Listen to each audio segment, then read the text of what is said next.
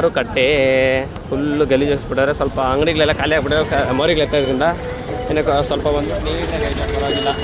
ಆದರೆ ಕರೆಕ್ಟಾಗಿ ಒಂದು ಅಜ್ಜಿಗೆ ಹೇಳ್ದೆ ನಾನು, 250 ರೂಪಾಯಿ 300 ರೂಪಾಯಿ ಇರೋದನ್ನು ಏನೋ ಇದುಗಳನ್ನ 700 ರೂಪಾಯಿ 800 ರೂಪಾಯಿ ಮಾಡ್ತವ್ರೆ.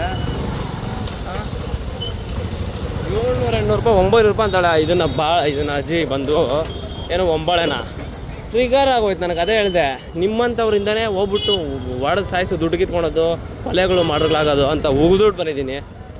ಅಲ್ಲ, ಇಂಥವ್ರಿಂದನೇ ಟ್ರಿಗರ್ ಆಗೋದು ಎಲ್ಲವೂ. ಏನಕ್ಕೆ ಟ್ರಿಗರ್ ಆಗ್ತಾರೆ ಅಂದರೆ ಇಷ್ಟು ದುಡ್ಡು ಎಲ್ಲ ಅಲ್ಲ, ಬೆಳಿಗ್ಗೆ ಹೊತ್ತು ಬಂದು 200 300 ರೂಪಾಯಿ ನಾವು ಎಲ್ಲ ಓಡಾಡೋ ಕಿಲಾಡಿಗಳು ನಮಗೆ ಹೇಳಿದ್ರೆ ಬೇರೆ ಯಾವನಿಗೆ ಹೇಳ್ಕೊಂಡ್ಲಿ, ನಮಗೆಲ್ಲ ಹೇಳಿದ್ರೆ ಗೊತ್ತಾಗಲ್ವಾ? ಇವ್ರಿಂದನೇ ಒಳ್ಳೆ ಟ್ರಿಗರ್.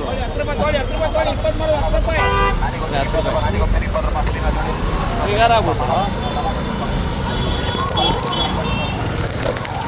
ಈಸಿಯಾಗಿ ಟ್ರಿಗರ್ ಆಗೋದು, ಆಮೇಲೆ ಮಾಡ್ದಿರೋ ಕೆಲಸಗಳು ನಾವು ಮಾಡೋದು. ಹಂಗೆ ಆಗೋದು ಎಲ್ಲರಿಂದ, ಇವರಿಂದ ಆಲ್ಮೋಸ್ಟು ಹಂಗೆ ಆಗೋದು ಎಲ್ರೂ. ಅದಕ್ಕೆ ಹೇಳ್ಬಿಟ್ಟು ಉಗಿದ್ಬಿಟ್ಟು ಬಂದಿದ್ದೀನಿ. ನಾನು ಬಂದ್ಬಿಟ್ಟೆ, ಒಂಬಳೆ ತಗೊಂಡಿಲ್ಲ.